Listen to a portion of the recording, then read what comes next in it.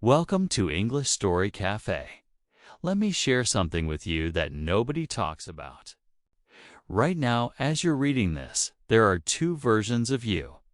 One is the person you are today, carrying all the dreams you haven't started, all the goals you've been putting off, all the potential you know is inside you but haven't unleashed. The other is the person you could become, the one who takes action, who builds something real, who stops making excuses and starts making progress. The distance between these two versions isn't talent, luck, or time. It's something much simpler and much more painful. It's the habit of delay. It's procrastination. Most people think procrastination is about being lazy, but that's a lie. Research shows that procrastination is actually an emotional regulation problem. You're not avoiding the task itself. You're avoiding the uncomfortable feeling that comes with it. The anxiety, the fear of failure, the overwhelm, the boredom. Your brain sees these feelings as threats, and so it pushes you toward something easier, something that feels safe right now. But here's the devastating truth. Every time you choose comfort over action, you're not just delaying a task. You're training your brain that avoidance works. You're building an identity of someone who doesn't follow through. And slowly, day by day, the gap between who you are and who you want to be grows wider until one day you wake up and realize years have passed and nothing has changed. So today, I'm not going to give you tips. I'm going to give you a transformation. I'm going to show you the 5 psychological shifts that will rewire how you approach every single day. These aren't motivational slogans. These are research-backed strategies that actually work.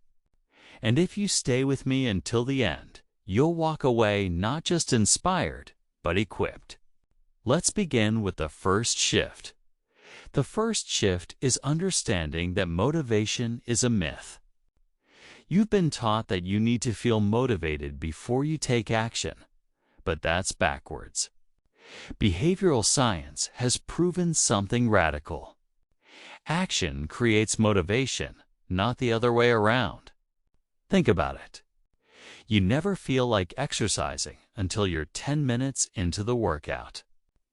You never feel like writing until you've written the first paragraph.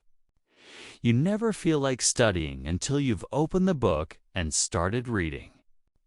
The secret that high performers know is this. You don't wait for the feeling. You create the feeling through movement. Psychologists call this behavioral activation, and it's one of the most powerful tools for breaking procrastination cycles. So here's what you do. Instead of waiting to feel ready, commit to just 2 minutes. Not 2 hours. 2 minutes. Tell yourself, I will work on this for exactly 2 minutes, and then I can stop. What happens is magical. Once you start, your brain shifts gears. The resistance melts away. The task that felt impossible suddenly feels doable. And most of the time, you keep going far beyond those 2 minutes. Because momentum carries you forward. The second shift is about redesigning your environment. You think willpower is what you need, but willpower is limited. It runs out. What successful people rely on is something far more powerful: environmental design. Research from habit formation studies shows that your surroundings have more control over your behavior than your intentions do. If your phone is next to you while you work, you'll check it. If your laptop has 17 tabs open, you'll get distracted. If your workspace is cluttered and chaotic, your mind will mirror that chaos. So you need to engineer your environment for success. Remove every distraction before you begin. Put your phone in another room. Use website blockers to shut down social media. Create a workspace that has only one purpose: focused work. Make starting easy and quitting hard. When your environment supports your goals instead of sabotaging them, you don't need superhuman discipline. You just need to show up. The third shift is breaking the illusion of perfection. One of the biggest reasons people procrastinate is they're waiting for the perfect moment, the perfect plan, the perfect conditions. But perfection is procrastination in disguise. It's your fear dressed up as standards. Cognitive behavioral therapy teaches us that perfectionism is rooted in irrational beliefs. Beliefs like, if I can't do it perfectly, I shouldn't do it at all. Or, if I fail, it means I'm worthless.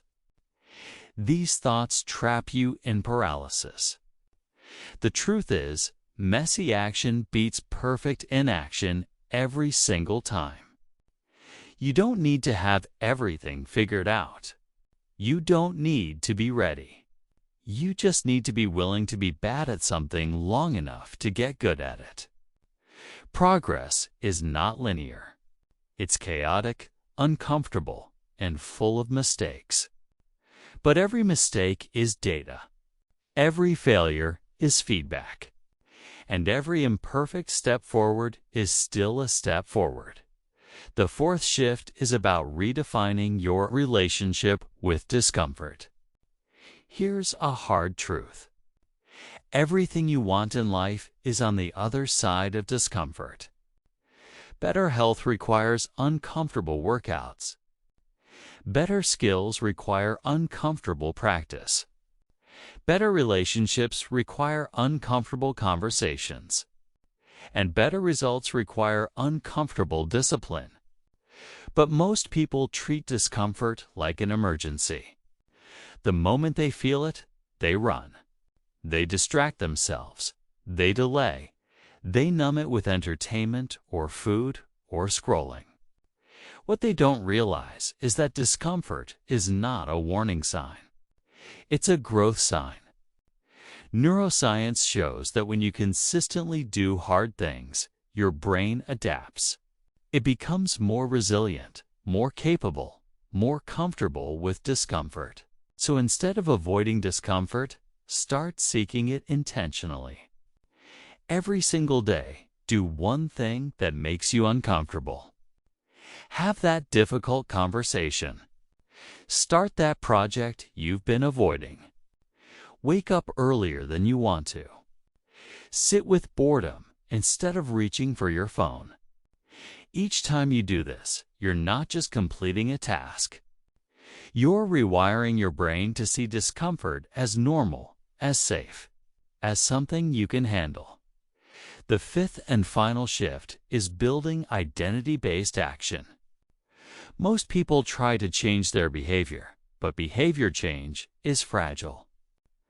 What's stronger is identity change. When you shift how you see yourself, your actions follow automatically. Instead of saying, I want to write a book, say, I am a writer.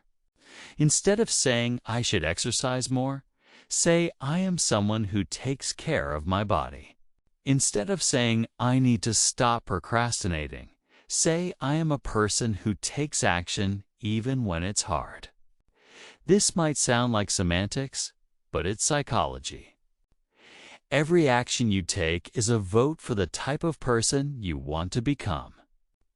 When you show up even when you don't feel like it, you're casting a vote for discipline. When you start before you feel ready, you're casting a vote for courage. When you keep going after failure, you're casting a vote for resilience. And over time, these votes add up. They compound. They build an identity so strong that procrastination feels foreign to who you are. You stop needing motivation because your actions are just an extension of your identity. Now, Let's talk about what happens if you don't change. If you keep delaying, keep waiting, keep telling yourself tomorrow, 5 years from now, you'll be in the exact same place, maybe worse. You'll have the same dreams, the same regrets, the same guilt. You'll watch other people achieve what you wanted because they started while you were still planning. And the saddest part is, you'll know it was your choice. Not because you weren't capable, but because you never gave yourself the chance. But it doesn't have to be that way. Today can be the turning point. Not because you feel ready, but because you decide to move anyway. Not because it's easy, but because it matters. You have everything you need right now to take the first step. Not the perfect step, just the next step. Because procrastination dies the moment action begins. And action begins the moment you stop negotiating with yourself. So here's your challenge. Right now, before you close this, choose one thing you've been avoiding. Just one. And commit to 2 minutes of action on it today. Not tomorrow. Not next week. Today, 2 minutes. That's all. Because those 2 minutes are more than time. They're proof. Proof that you're no longer the person who waits. You're the person who does. And that person, that version of you, that's who's going to build the life you've been dreaming about. Welcome to English Story Cafe, where we don't just talk about change, we become it.